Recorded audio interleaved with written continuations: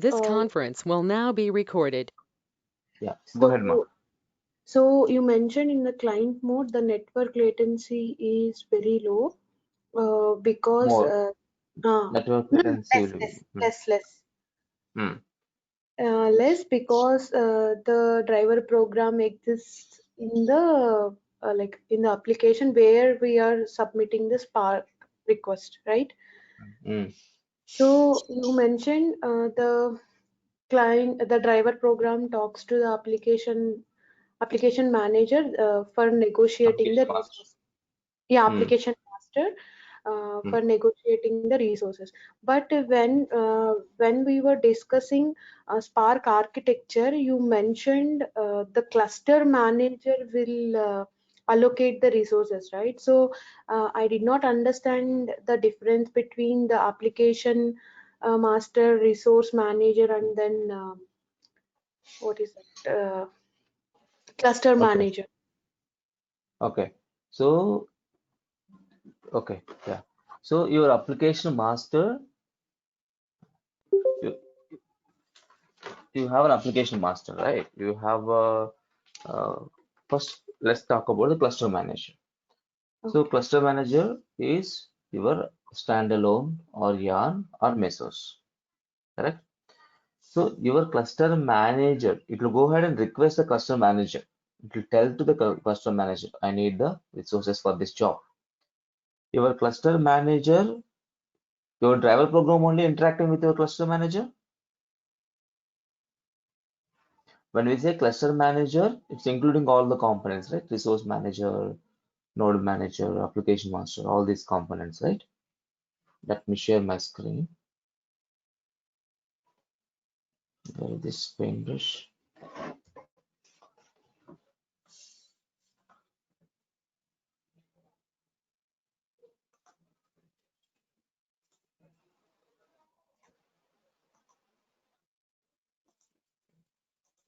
Please let me know once you are able to see my screen.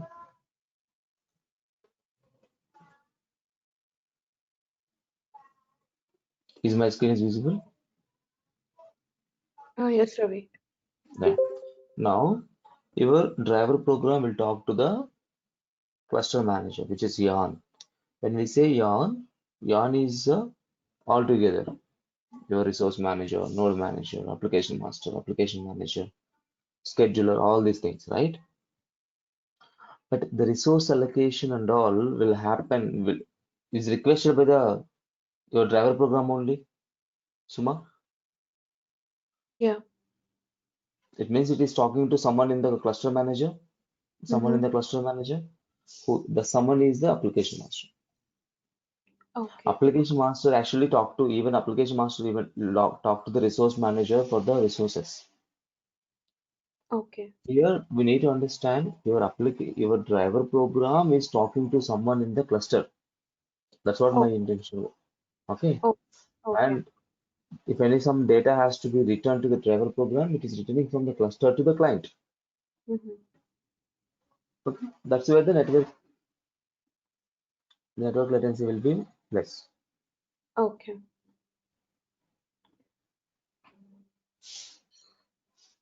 Okay. Okay. So in the last session we discussed about memory. We discussed about executor's memory, how the executor's memory will be uh, calculated. Okay. Why you are specifying the executor memory? What are the things will be calculated? We discussed yesterday. If anyone has a doubt, please go through the yesterday's session video. Okay, that's quite important. Okay, please go through that. Today we are going to talk about resource allocations, guys. Okay, I'll talk about the first. I'll take you through the static allocation. Okay, so let's see one by one. Then dynamic allocation. What is the dynamic allocation? And all we'll see.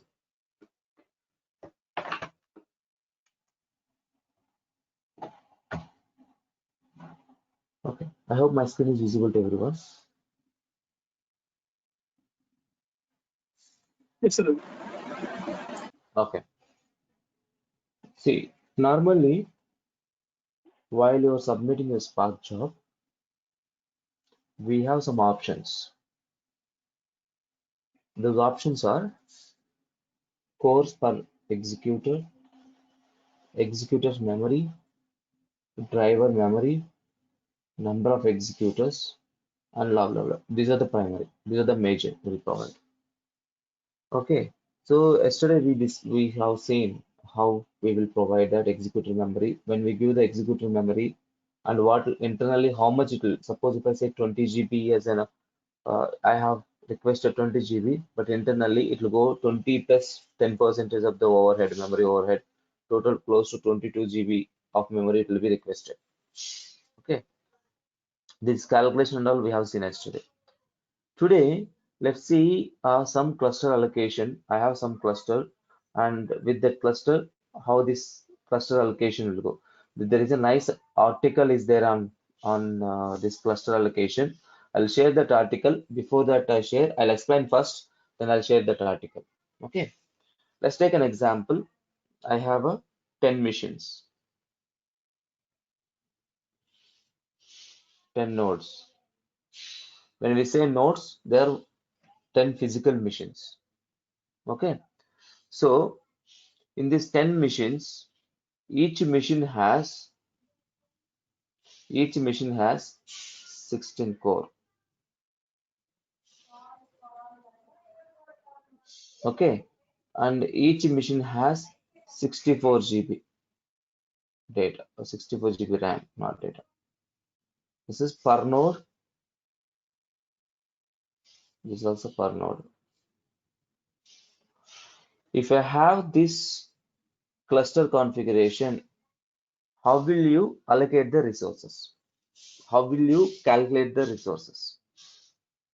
Okay, so I will be showing you here different approaches, and we will decide which is the best approach. Okay, first, normally we will call it as a tiny allocation. Tiny allocation.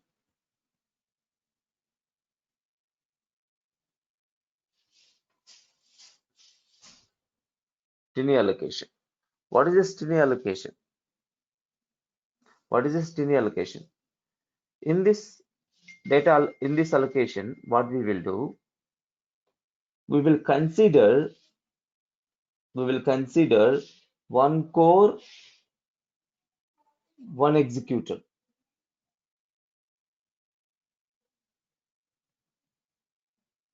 One core, one executor. Are you getting me? I have a 16 cores per node. I'll consider one core, one executor. What will happen here?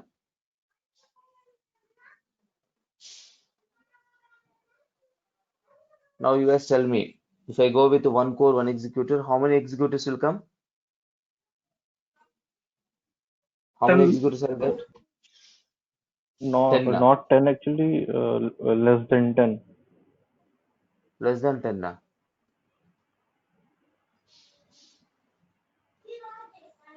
What is this number of executors? How many number of executors are get? One core, one executor. Number of executors in per node. 16 into 10, 160 executors will execute. Yeah. So we have a one node, right? 1 into 16. 1 into 16 cores. It means here one core, one executor means we have a 16 cores per node. So 1 into 16. 16 executors per node. Then total how many? We have a 10 machines. 10 machines, 16 into 10, 160. So 16 into 10 nodes. We will get 160. Okay. Now memory. Memory also we need to calculate. Memory also we need to calculate. Per node. First we'll calculate per node.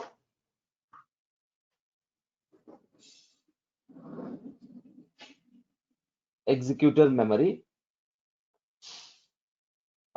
per node. Okay, let's say everything is per node per now. Later we will use it's a per node. How much it will be? Total how much GB you have? 64 GB. How many executors per node? 16. It means 4 GB per node. 4 GB per node. Sorry, per executor. Sorry, instead of saying per node, I should say per executor. It's not node, it's executor. Per executor.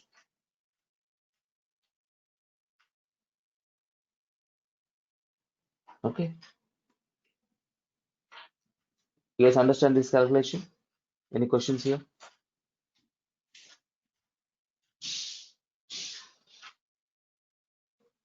Any doubt here?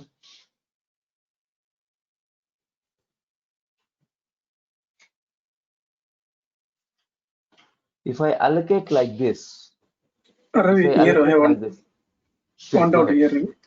64 GB RAM, right? So each node having the 16 cores. Okay, 16 into 4 equal to 64 GB RAM. Okay, Ravi. Fine, I thought it was different. Sorry. Okay.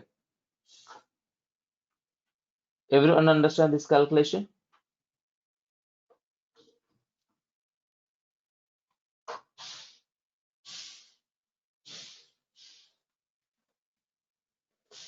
Is this clear or not?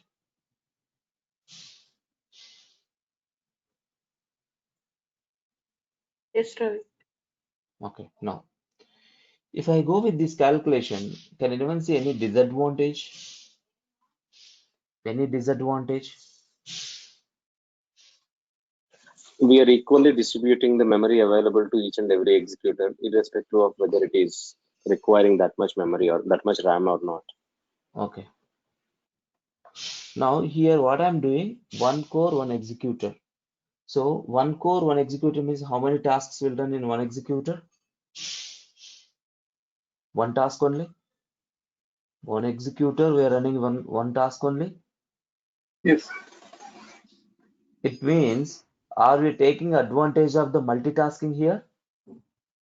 Are we taking multitasking advantage here? No, we are not taking. We do not have a multitasking advantage here because one core, one executor. And also, first limitations I'll write here.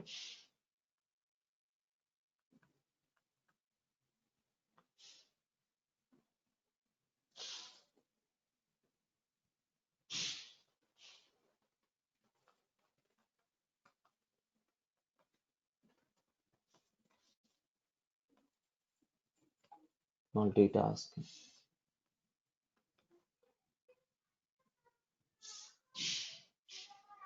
Per execute.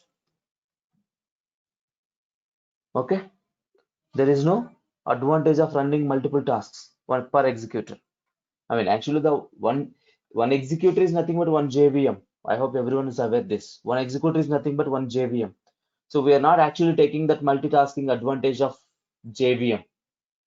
We are not taking advantage of multitasking JVM, Java Virtual Machine. And second thing is, there is something called broadcast variable. We have not yet discussed about it. Okay. The broadcast variable, what it does, it will distribute the data to every executor. It will distribute the data to every executor.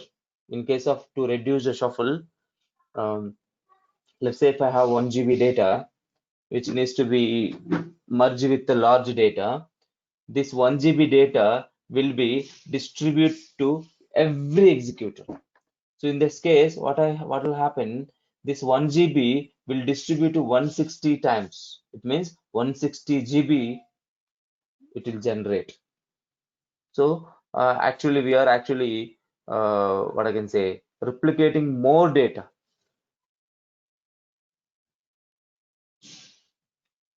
In case of broadcast,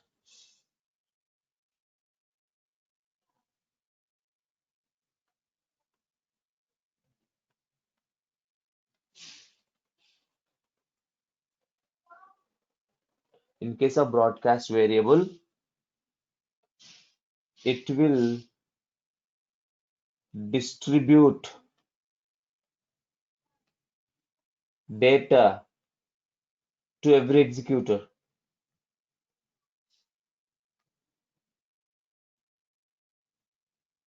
That is 160 times. Yes or no, guys? If it's one node, 16 times. If it is a 10 nodes, 160 times. Is it good? 1 GB data is replicating 160 times. It's not really good. Okay. The third, we have allocated full memory to your executor.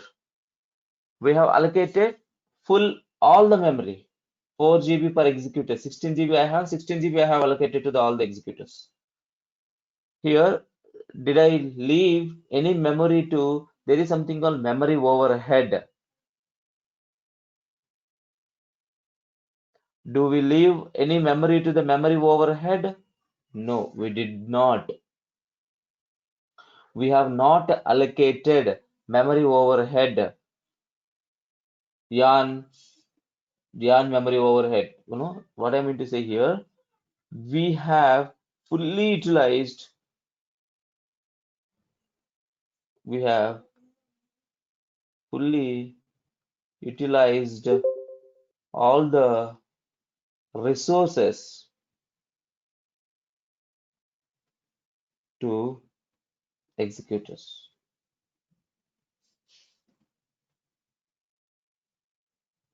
No resources allocated to yarn daemon. Yarn services. We have not allocated anything to yarn resources, right? Yarn daemon processes.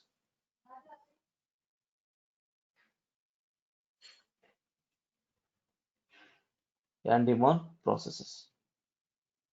And we have not considered, we have not given any memory to application master.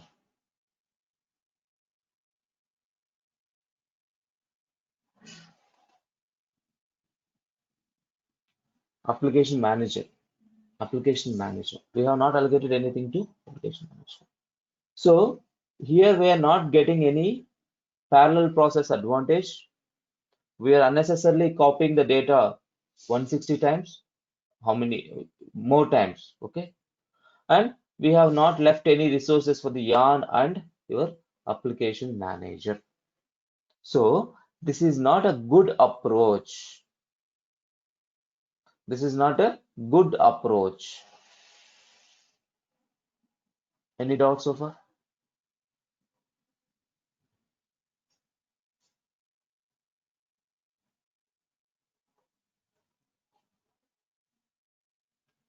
And also one more point, guys. There will be something called garbage collector overhead. There will be a lot of garbage collection has to be done for every JVM process. 160 times. That's also an overhead. That's also a problem. Okay. This is not a good approach. Any doubts?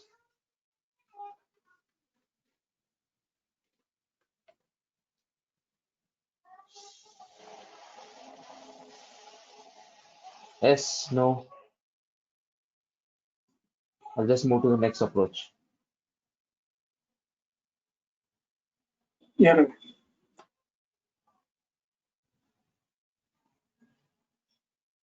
Ravi, what will be the advantages of having it? Which Is there one? any advantage? This tiny allocation. We don't have any We will. advantage. That's the reason I said it is not a right way to allocation. Okay. This is not a good approach. So that we should not go with it. We should not go with it. Okay. Okay. Next approach. Fat resource allocation. Fat approach or fat executors. This But is here tiny executors. We'll call them as a tiny executor. Every executor is 1 core only.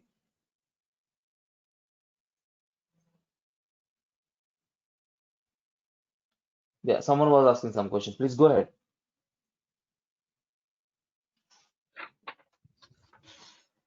But in yesterday's class, you mentioned that the entire memory will not be allocated for Spark application, right? But why we are allocating it now in tiny approach? That is one of the mistake. That's what I'm saying. In a tiny allocation, I'm saying this is not a good approach. See, I'm a new to the Spark. What I think, okay, I have a 10 nodes. Every node has a 16 cores and 64 GB. Let's go ahead and allocate 1 core per 1 executor. 1 core per 1 executor. When I allocate 1 core per 1 executor, I'm not leaving anything. Are you getting my? Okay. This is a wrong decision, Ma. I'm saying it's a wrong decision. Okay, this is a wrong decision to allocate the resources. It's one of the biggest mistake. I'm saying it's one mistake. So this is not a good way to allocate the resources. I'm not saying that we have this approach. Some people like me, I'm new to the Spark. What I assume, oh, I have a 16 cores. So let's go with a 16 executor per one node. In that case, am I leaving any space to yarn? I'm allocating 1 core per 1 executor. I have a 16 cores. Obviously, 16 executors will be allocated. There is no space for there is no resource for your yarn daemon services. There is no resource for your application manager. You are getting me? So this decision is a wrong decision. We never go with the 1 core with 1 executor. 1 core with the 1 executor. You got it? Yes, sir. I'm not saying that we have to allocate like this. No, this is not. If anyone has such kind of plan, no, drop. You should not do like that. That is what I'm trying to say here. Okay. Second one is fat executor. This is a tiny executor, right? Tiny executor. It means very small executor. 1 core, 1 executor. 1 core, 1 executor. Here I'm going to go with the fat executor. Fat means multiple cores, 1 executor. In this fat approach, again, let me write our resources here. I have a 10 nodes. Each node has a 16 cores, and each node has a 64 GB RAM. Now, here, if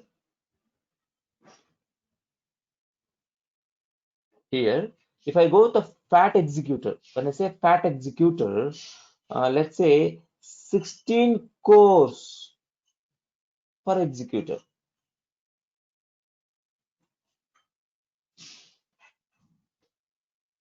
What I'm trying to do here, allocate all the executors, how many executors you have.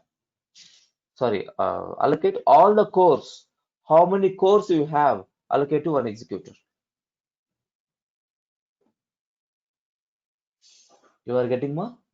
This is second decision I have taken. Okay, they said tiny is not good.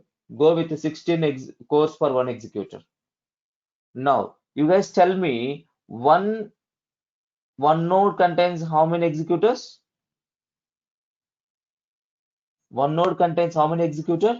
Only 16. one Oh, one sorry. node. One One node executor. contain 1 executor.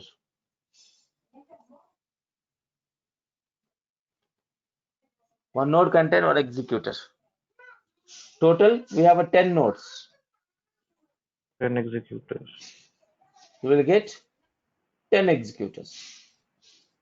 All the memory allocated to one executor. So, 1 executor contains 64 GB RAM. Correct? Yes or no? All the memory will be allocated. You also see the same problem here. all the cores has been allocated to one executor. All the memory has been allocated to one executor. Do you left any memory for your application manager? Do you left any resources for your yarn? Similar kind of problem here also.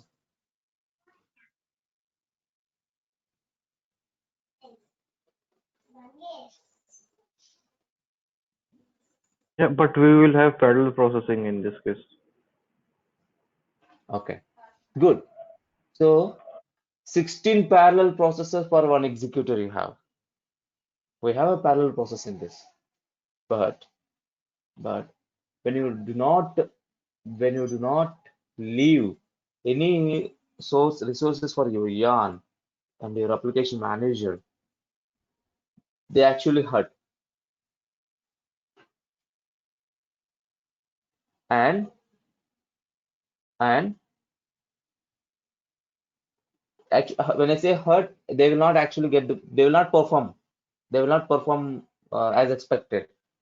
And second thing is here one JVM running 16 parallel tasks per JVM, one garbage collector. Is this aware? Everyone knows this.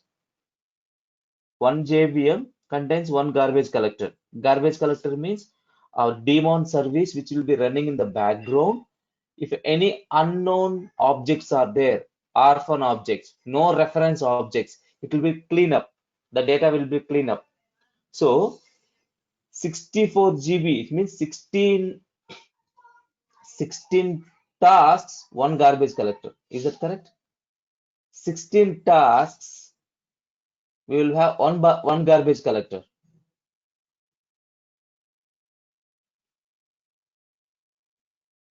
It's also not good.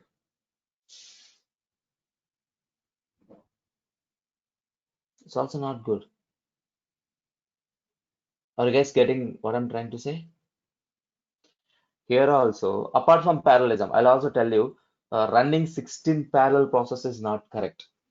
Running 16 parallel tasks is not correct. I'll tell you why. Okay, with respect to HDFS high throughput. High throughput means HDFS, where HDFS can give a better performance, not the 16 tasks per executor. I'll tell you that. If you keep aside the 16 parallel tasks, rest all we are not allocating. Garbage, we have a limitation of the garbage collector here.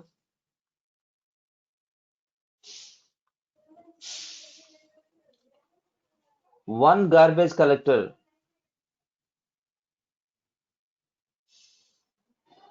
per 16 tasks, which is excessive garbage collection. Sir, excessive garbage collection.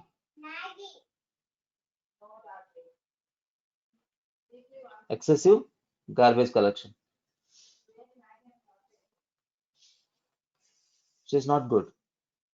Second, no resources for same like above. No resources for yarn, application manager. Same, right? Same problem again. Same problem again. But in case of broadcast, it may copy less amount of the data, but you don't have any resources for your yarn and daemon, yarn services and so this is also not a right approach. This is also not a right approach. What happened to my mouse? This is also not a right approach. You may ask why. I have a better parallelism, 16 parallelism, and I have my broadcast will be sending only 16, total 10, not even 16, 10 only. One node, one executor, 10 nodes, 10 times. This is also not right approach because as per the HDFS high throughput, 5 concurrent tasks can give a better performance than 16. 5 concurrent tasks. When I say concurrent parallel tasks, 5 parallel tasks per executor. 5 parallel tasks per executor will give the better performance than more 16, 10 and all, because it has to handle, the system also should handle, right? The system also has to handle that much parallel tasks. So as per the HDFS high throughput for reading, writing from the HDFS, it has been decided 5 is the best number to allocate the resources. Okay, this is also right, not a correct approach. So there is a third approach. We'll go with the third approach.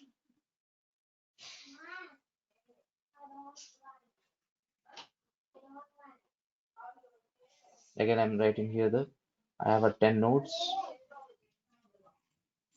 16 cores per node, 64 GB whole data.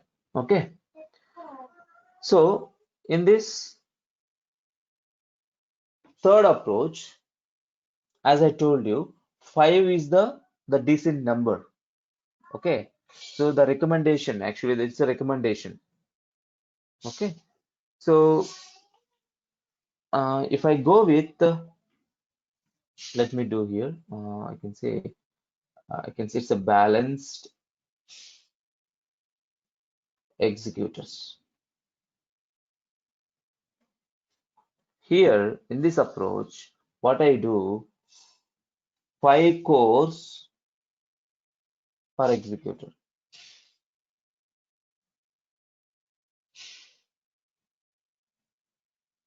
Okay, what happened?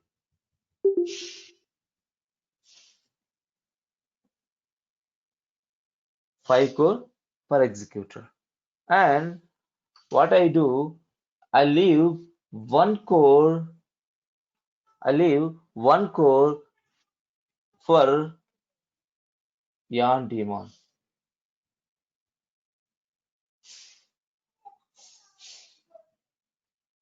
I leave one core for my yarn daemon services. Now, if I leave one core, okay, I have to write one core. If I leave to yarn daemon, total how many cores per executor here? 16 cores per executor, per node. 16 cores per node. If I take out one core for yarn daemon, so I will be having 15 cores only.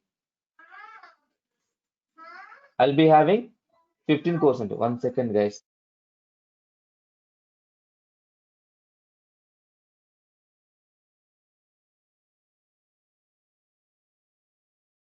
So I left with the 15 cores.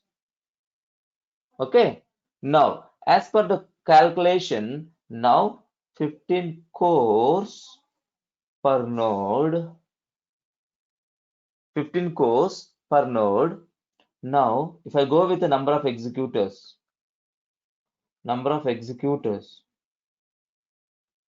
per node, how many cores are there? How many cores we have allocated per executor? 5. Correct? We consider 5 cores. So Three executors. 15 by 5 cores. So we'll get 3 executors per node. Now we'll get one node, 3 executors. I have 10 nodes. I have 10 nodes into 3 executors. So total how many? 30 executors. 30 executors. I got 30 executors. Now, memory allocation, memory also we need to discuss, right? Let's talk about memory. Okay. Now here, per node 3, what is the memory per node? What is the memory per node? 64 GB. So here we have a 64 GB, right? So when you divide 64 GB by 3, total memory by number of executors per node. Number of executors per node. 64 GB by 3 will end up with 2.21 dot something. Okay, let's say it's close to 21. Okay, now when we take a 21 per executor, right? In this, what will happen? We have to there is something called off heap overhead. There is something called off heap overhead. We have discussed yesterday. There is something called memory overhead. So memory overhead is something like memory overhead 10%.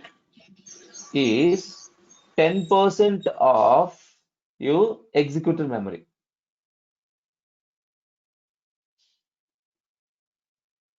It means 2.1, close to 2.1, you can say 3 GB for rough estimation. 3 GB will be taken out. So it means 10% of the 21. 21 into 10 by 100, you will get 2.1 GB. So you have a total 21 GB minus 2.1 GB, it goes to close to this one. I'll round figure, I'll say 3 GB. Okay, round figure, I'll say 3 GB. So in the 21, if you take out the 3 GB, you will end up with the 18 GB per executor. Per executor. Okay.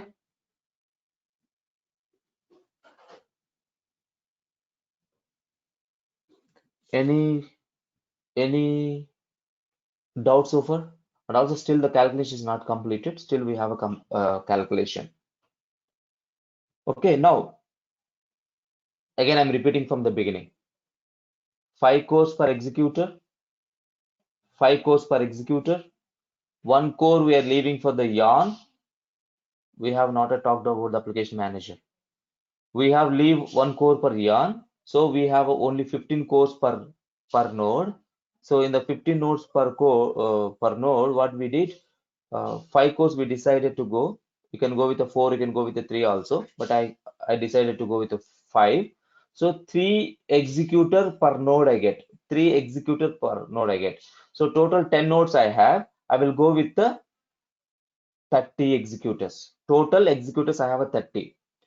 Coming to the memory, so every node has a 64 GB RAM, 64 GB by 3. Why 3? Every node has a 3 executors. So I'll get a 21. In that, there is something called memory overhead. Off heap, we'll call off heap. Off heap. Memory overhead is 10% of the executor memory. So in 21, 10% is a 2 GB, 2 point something. So we approximately taken 3 GB. So 18 GB per executor we got. Now, as per this calculation, let's do as per this calculation, we end up with 30 executors,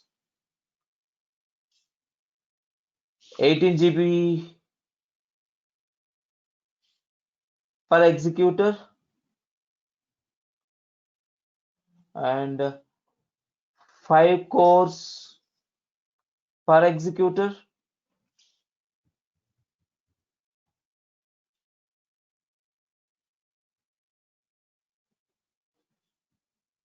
Okay, what else? Your memory overhead. Your 3 GB is the memory overhead.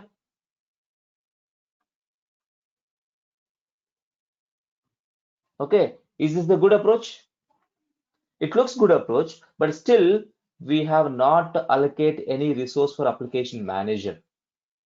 So what we do, one executor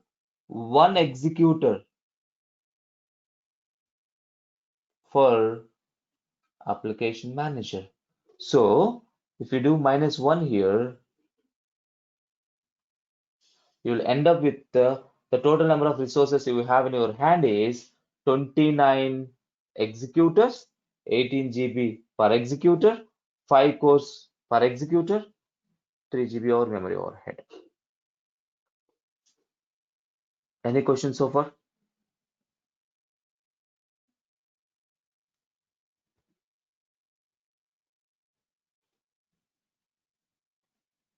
Now you have a better parallelism in executor. 5 concurrent tasks per executor. So in one node, 15 tasks will be run.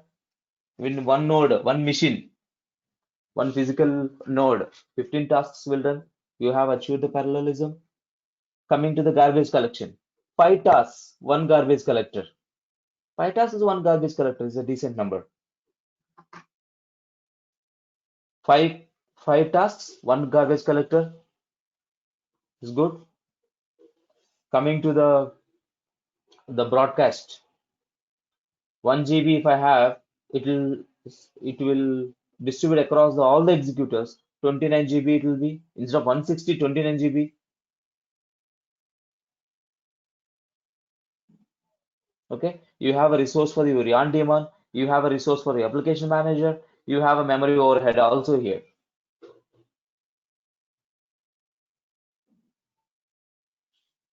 Okay, so normally the calculation goes like this. Even in real time also, we will not go with a tiny or we will not go with a fat. We will go with like this. 5 cores per executor. People may ask in interview how you decided the 5 cores. So as per the recommendation, as per the HDFS high throughput, the process on the HDFS reading and writing, that throughput, 5 concurrent tasks has been decided or recommended. So you can go with the 4, you can go with the 3. That's up to you.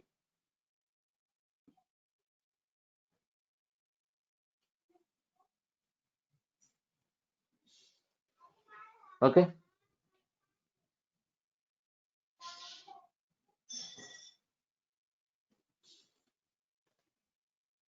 Any questions?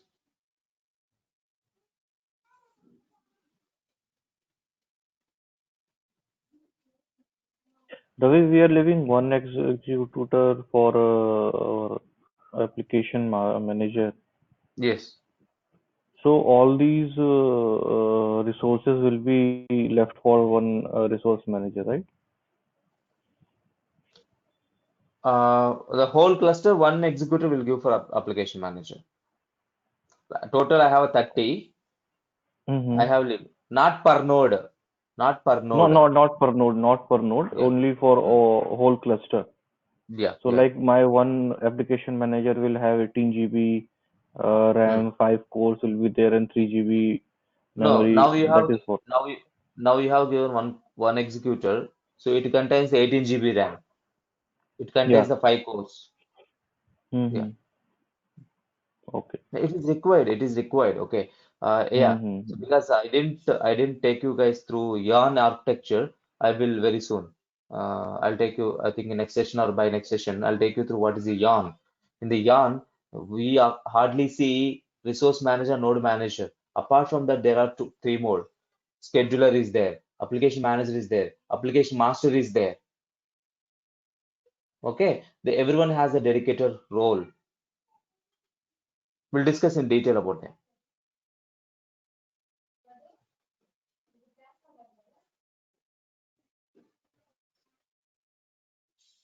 Okay.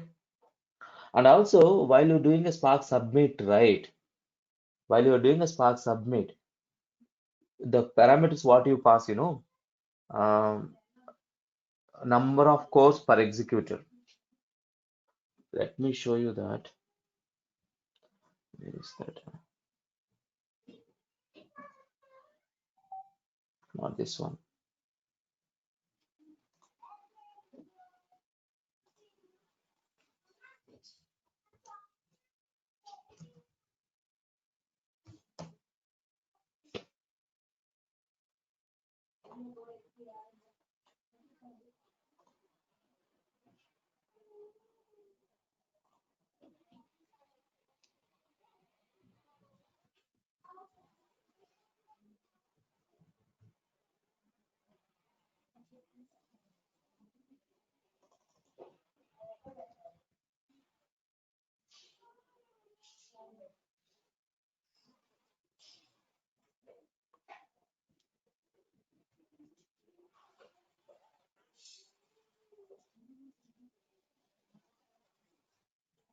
This is the maximum number of cores.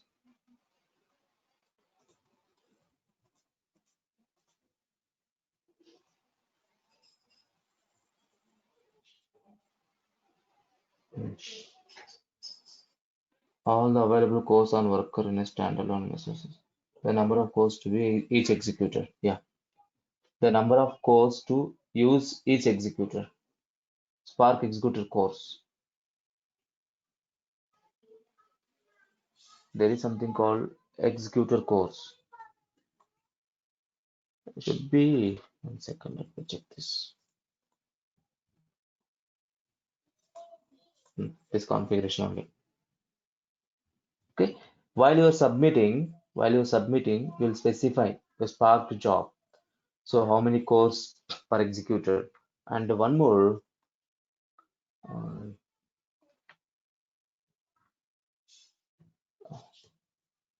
number of What is executors. broadcast here? We'll discuss about it. We didn't come the broadcast. We'll talk in the next session. Broadcast variable accumulators. There are two. Number of executors. This configuration. Number of executors.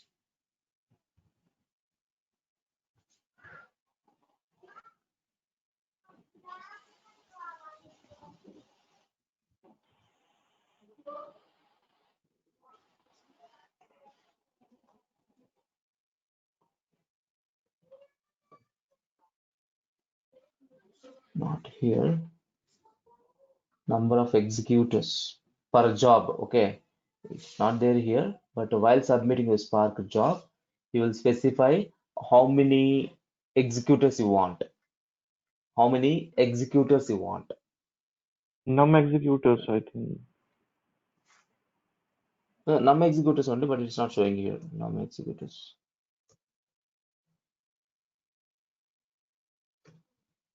This one only, num executors, and actually this is the configuration. Spark executors.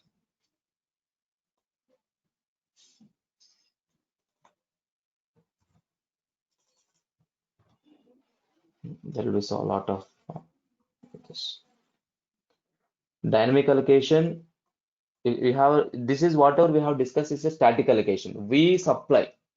We tell, okay, I need these many cores for one executor. I need these many executors. I need this much RAM. I need this much. So we will specify that. But there is something called dynamic allocation. There is something called dynamic allocation. So in this dynamic allocation, the default, look at here. The dynamic allocation, minimum executors are 0. The maximum executors are infinity. It can take any number. It can take any number. But by default, it will initialize how many? 0. We'll see in detail about this. Okay. It has to be enabled. If you want to go with the dynamic allocation, you have to make it true. Okay. Not this one. I'm just looking for.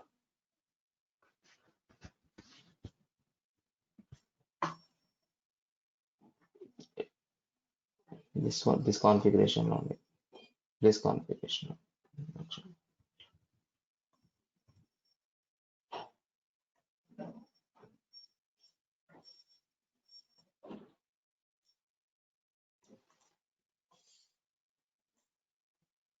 Okay, anyway. So we will supply all these things, number of executors, executor per core, executors memory. These stuff we will supply while doing a Spark submit. While doing a Spark submit. Any questions so far? Let me answer them first, then we'll move on to the next. Any questions?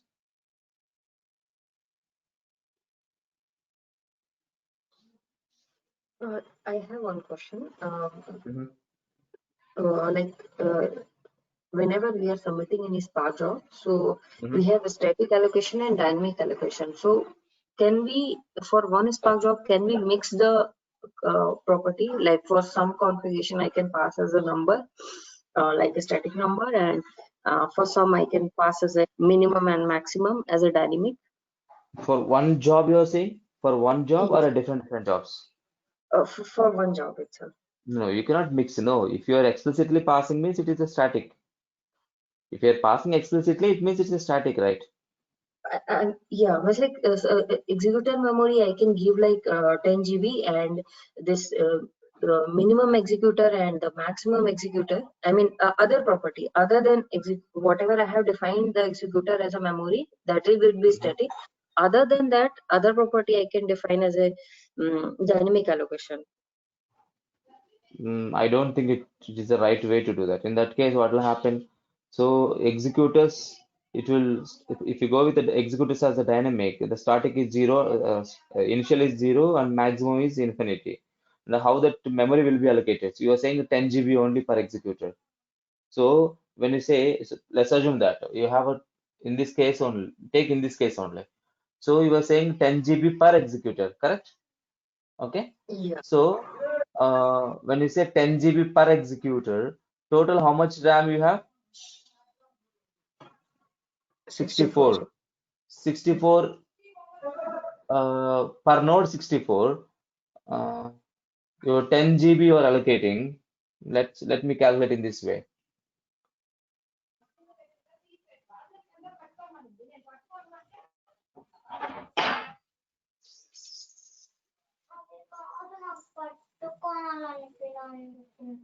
I have a 64 GB. 64 GB. Okay. So in this 10 GB means 6 executors. Okay, not like this. We'll calculate other way. 64 GB into 10. I have a 640 GB. Okay. In this 640 GB, you were saying 10 GB per executor. So when you say 10 GB per executor, how many executors we will get? How many executors? Again, you are fixing the number of executors here.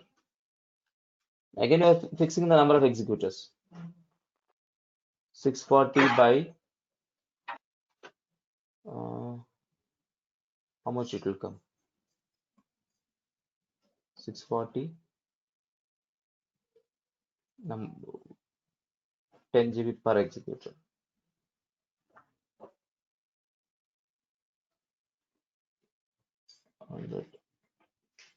10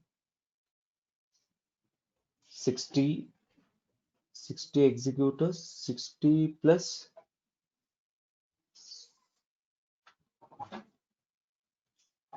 64 executors you will get closely. 64 executors you will get. Yeah. So what you are actually doing here, you are not okay. Yeah, exactly. You'll get the 64 executors. What about the yarn? What about the application manager? We're not leaving that, no? Okay. You are fixing, right? Even though you are saying Yeah. that's a memory I'm giving static and the rest I'm giving dynamic, you are fixing it. So one more thing, one more property. If I just need to get a clarification on this. If you enable your dynamic allocation, I don't think it will consider your static parameters. Once you enable this dynamic true,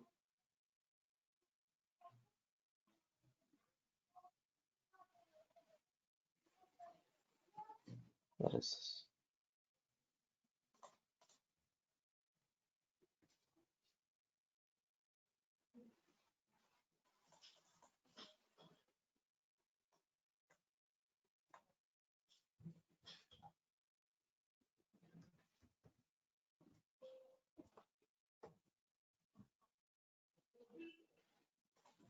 Once you enable this, whether to use a dynamic resource allocation, which scales the number of executors registered with this application up and down based on the workload.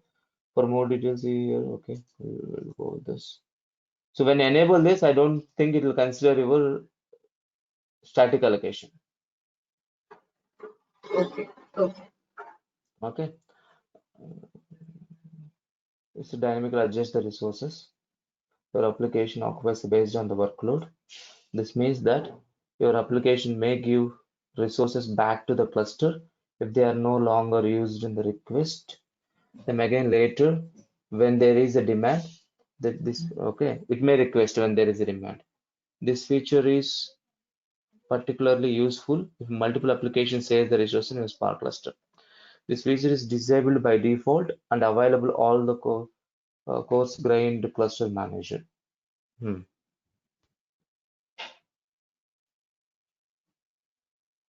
We'll talk in detail about the dynamic allocation tomorrow. I doubt about it. If you enable this, I don't think it will consider whatever the parameter will pass as part of the Spark submit. It will not be considered that. It does its own calculation based on this allocation, based on this property. This requires a Spark Shuffle. Yeah. If you enable this okay, if you enable this, you have to pass explicitly these things. You have to pass explicitly these things. If you don't pass, it will take the default values.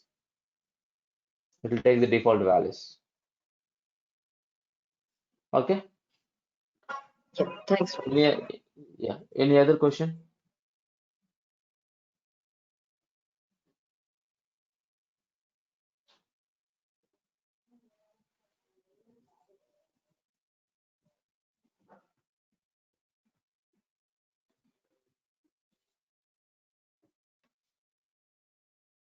Any questions?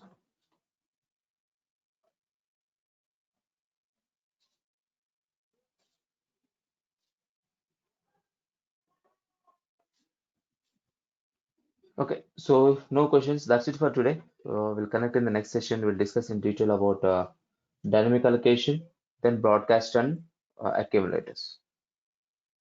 I hope now everyone is clear about the executor, memory, executors memory, tasks, stage, DAG, lineage graph.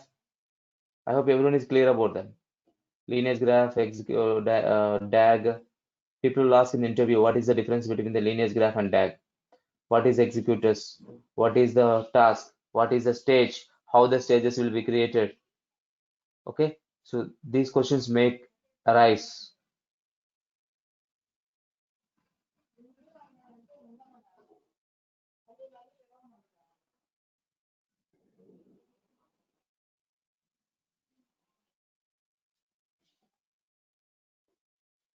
Okay, so we have discussed something called off heap here. Can anyone tell me what is the off heap?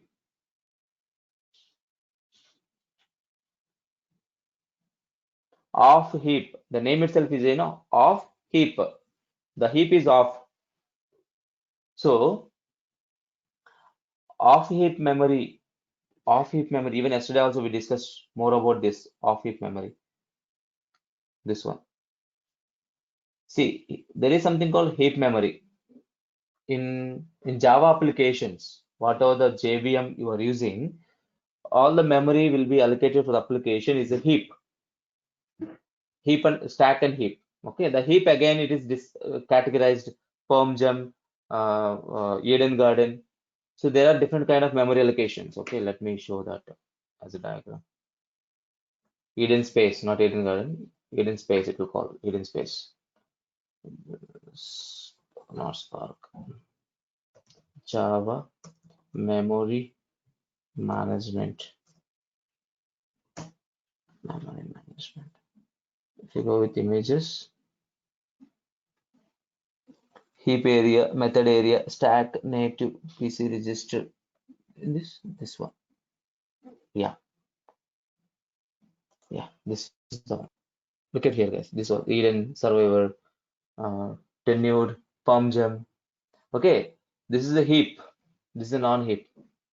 So your applications will work. Your applications allocated this heap memory. This is a heap, and before heap you have something called this is a simple diagram here. Eden space and survivor one, old memory, perm memory, and before that you have look at here method area, and there is something called stack memory. You guys might have seen the Stack Overflow exception. Stack Overflow, it means the methods will be keep calling from the stack. So once that if you keep on calling the methods in the same method, the stack is full, it will throw Stack Overflow error. It is not exception. Stack flow error. Because if the stack is full, you have to close the application. You cannot handle that.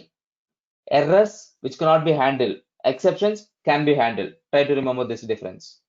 Errors cannot be handled, like a stack overflow, memory issue, hardware failure. These are all you cannot handle. Exception handling, we cannot do handling with them. Exceptions can be handled.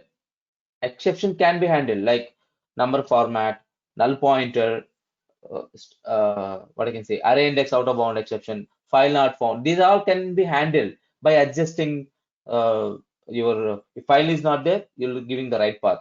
If the object is null, you'll be having the right value in it. If the number format, you're giving the right number. So array index, you're giving the right index. So you can handle them. But a stack overflow error, memory failed, memory out of exception, or hard disk is failed, or server is failed, you cannot handle them. Okay, here, so now you see something, there is something called heap. I'm not going in detail about this. There is something called heap memory. There is something called heap memory where your application will be running. Okay, so off heap means for every JVM application you will be having heap. Off heap means it actually what it does, no, the objects which stores outside the heap memory for a better performance. Suppose if everything keep in heap, the heap will be full, and there is a possibility we may face memory out of exception, out of memory exception, right? So what Spark does, there is a new mechanism of heap memory management. In this off heap memory management, the object, the serialized object, try to remember guys, when I say objects, they are serialized objects. Serialized objects that stores outside your actual process heap. Okay. These outside half heap, what are the objects we keep outside the heap or off heap, garbage will not disturb them. Garbage will not collect them. Try to remember this one. Even yesterday I also have brought this point. Garbage will not collect it. Whenever it is required, it will read from outside the heap. Okay, the only difference is if these objects are inside the heap, the faster read, faster access. If they are outside the heap, there is a slightly slow compared to within the heap. Okay, but it is not writing into the disk. It is in the memory only, but not in the heap memory, outside the heap memory. Okay, so this half heap will actually allocate some amount for that, keeping these kind of objects in it. That's all off heap memory overhead. This is clear?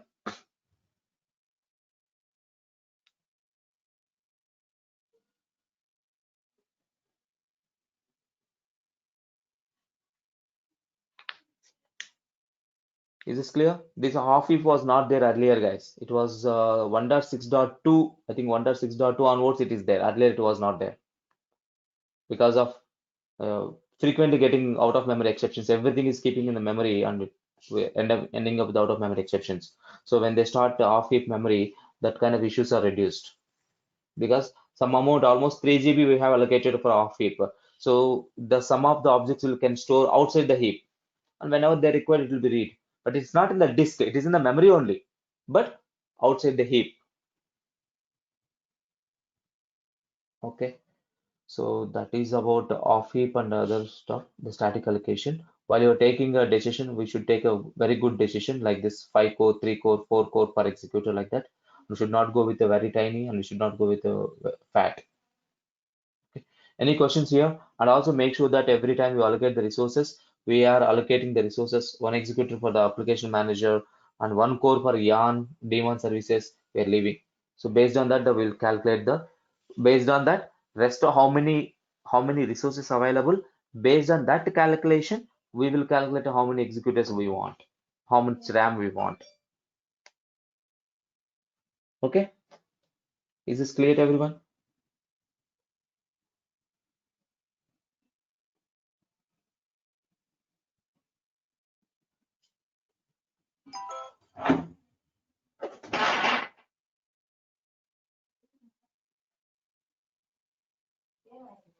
Is this clear to everyone? Any questions?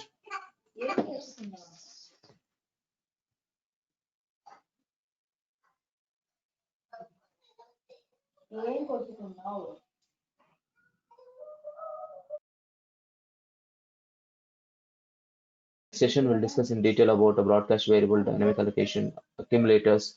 These are quite important stuff for interview. Okay. Okay, Ravi. Thank you.